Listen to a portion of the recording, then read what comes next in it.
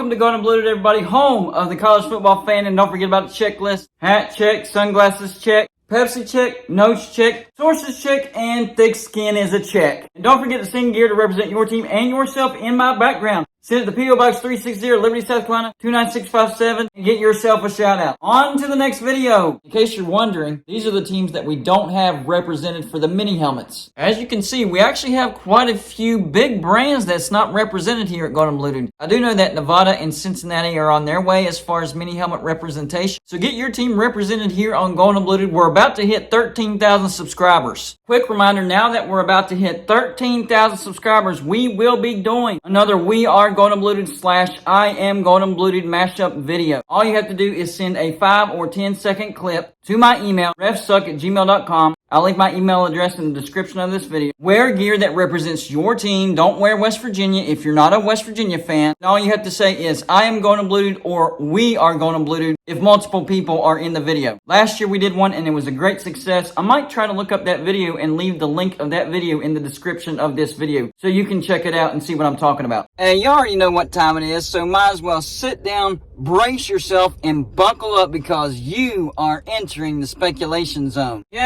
Yes, this will be a Get It Gang video. If you don't know what the Get It Gang is, it's basically a name that I came up with for the group of people that leave video ideas in the comment section of my videos. So if you think that you have a good video idea, leave it in the comment section and I just might use it. So we're talking about the Florida State athletic director coming out on Friday and saying we're not happy with what's going on in the ACC as far as how much they're getting paid.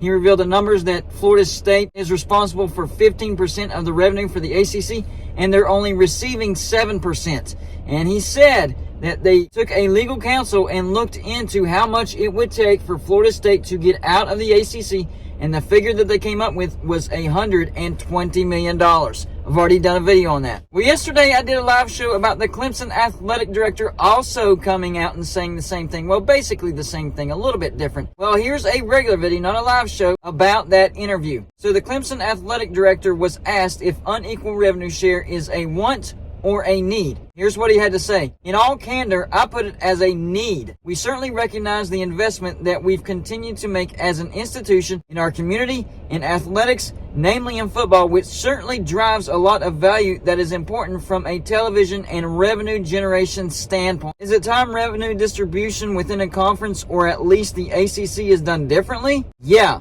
I've been very active in those conversations within the league and continue to expect to take a leadership role in our desire for that to be a changed circumstance. So yes, the Clemson athletic director is lining himself up with the Florida State athletic director saying, yeah, something has to change in the ACC, whether it's unequal revenue share or maybe some of these teams start leaving. On to the Get It Gang comments. The first one is from Franklin Hammond. It says, ESPN is the media rights for both the SEC and ACC. If they renegotiate the grant of rights, ESPN isn't letting Florida State go to a competitor, talking about the Big Ten. I see Clemson and State going to the SEC and the ACC staying put, not adding. Would only cost ESPN around $60 million more a year for both teams to bridge the gap. You'd be looking at a 10-game conference schedule in the SEC, and the money would be pouring in at that point. Next Get It Gang comment is from James McKenzie. He says, FSU and Clemson are just flexing their muscles. They hate how the next 12 years are going to look like. Maybe they could bolt for the SEC and get their share of the SEC pie to pay off the $120 million. They wouldn't have their TV rights, but they could play more away games, good point right there, and lose less on their home games. Either they wait the gore out, strike a deal with the networks to get out early,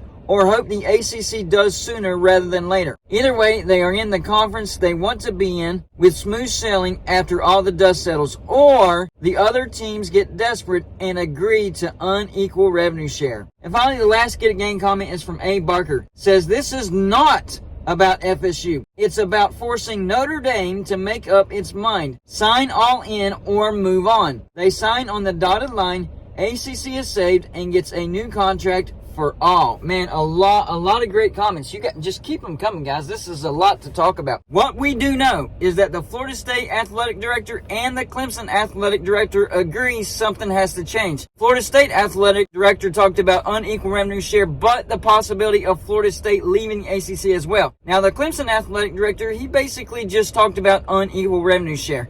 And whenever I did my live show last night and I talked about unequal revenue share and how I was actually for it, because I think if you earn more money for the conference, you should get paid more by the conference. Some people agree with me. Some people don't agree with me. Some people think that if you start unequal revenue share, then that's the death of college football because the rich get richer. I just believe in getting rewarded for how much you make for the conference. So these lower brands that are getting paid just as much as the higher brands, what are they doing with that money? They're certainly not investing it into football, so they're getting money just to exist within the conference. That's what I don't like. And I understand if unequal revenue share existed with Texas and Oklahoma being in the Big 12, West Virginia wouldn't be at the top. We'd probably be in the middle tier. And you know what? I'd be okay with that because I understand that. I understand that Oklahoma and Texas would make more money for the Big 12.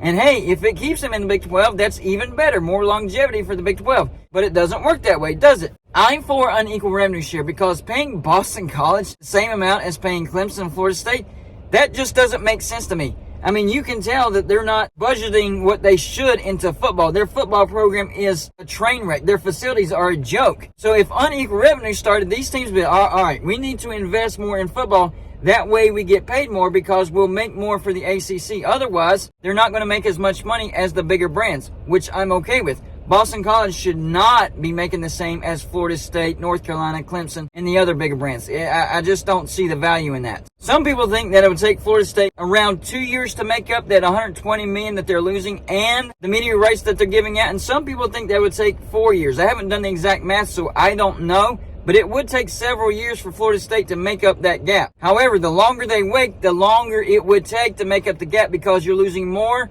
and more and more. I do like what James McKenzie said. It makes a lot of sense. He said they wouldn't have their TV rights, but they could play more away games and lose less on their home games because the grant of rights, that's for your home games. If you're going on the road, then you're going to make money for the conference that you're playing for. If you're in the SEC and you have a road game in the SEC, then you're making money for the SEC. But even if you play an SEC team at home, you're still making money for the ACC because you're still in the grant of rights. I have to figure out the exact dollar amount to get out of the TV deal and the grant of rights. That's where I'm getting confused. I just don't understand why Florida State would come out with the figure of $120 million if that doesn't include getting out of the grant of rights. And a lot of people are pushing back and saying, Golden Blue, that's just the buyout. To get out of the grant of rights, it is $500 million. Florida State is not going to pay $500 million. That is way too much. $120 million, that's a lot. But it's way more doable. Does that cover the grant of rights? If not, then this idea from James McKenzie would minimalize that grant of rights thing that they would have to go through. The more home games you have under the grant of rights, even if you're a member of the SEC, the more money goes to the ACC. So unfortunately, yes, you would have to play more away games. And we know in the SEC, away games are very, very tough. So this would be a sticky situation for Florida State. However, what about neutral site games? What if the SEC knows the situation for Florida State, knows they don't want to play as many home games because of the grant of rights. They can't get out of the grant of rights. But instead of making them play more away games, they put in a few more neutral site games. That would not count towards the ACC grant of rights. So instead of giving Florida State more home games, you slide in more away games. Same for Clemson, North Carolina, whoever else wants to leave, but they're still stuck in the ACC grant of rights. You can minimize that, and I know it sucks not playing as many home games, but instead of adding more away games, you add more neutral site games. And I think you can make more money for yourself as well because you'd be splitting the stadium. Instead of it being a true road game, it can be a neutral site game, so you can still have a fair amount of fans in those neutral site games. So Clemson could play Georgia in Atlanta. Florida State could play, Texas A&M in Birmingham, somewhere kind of in the middle between the two institutions. So I think that's another route that these teams could go. And then finally, I want to address that last comment from A. Baker about this not actually being about Florida State or Clemson for that matter. It's about Notre Dame and forcing them to sign the dotted line. It could be a move for that. It really, really could. Right now, if Notre Dame joins the conference, it has to be the ACC before 2036. Now, if the ACC dissolves, then they can join the Big Ten. Now, I also heard that NBC is pursuing a TV deal with the NBA, and it's possible that if they do that, they wouldn't have enough money to pay Notre Dame what Notre Dame wants to get paid, and that's between $60 to $80 million. Independent, or do they finally join a conference where they would make more money?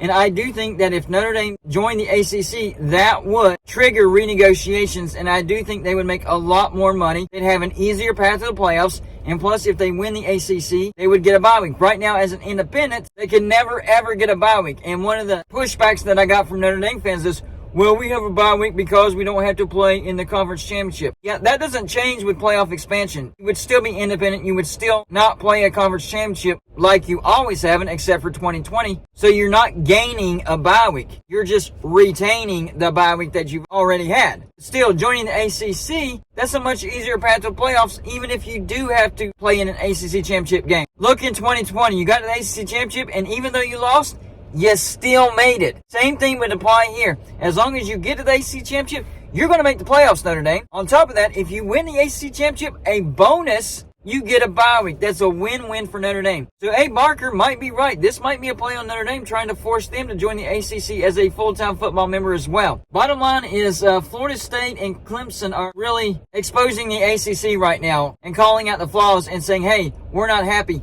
We've been having conversations behind closed doors, and the Clemson athletic director says he wants to continue to be in a position of leadership for those talks, meaning he's already in a position of leadership for those talks. And I expect for a North Carolina to come out and say the same thing here real soon, and other teams that make a lot of money for the ACC. This is far, far, far from over. So we'll see if it goes the route of unequal revenue share or the route of teams actually leaving the ACC. Stay tuned. This is just the beginning of a big change going on in the ACC. So y'all let me know in the comment section. Number 1, are you for or against unequal revenue share? Number 2, do you think the ACC agrees to unequal revenue share, or do you think teams start to bolt? And number 3, do you think this is a play for Notre Dame to try to get them to sign on the dotted line? And if it is, do you think Notre Dame finally joins the ACC as a full-time football member? That's all I got for this show. Like and subscribe if you haven't already. And I'll see you on my next show.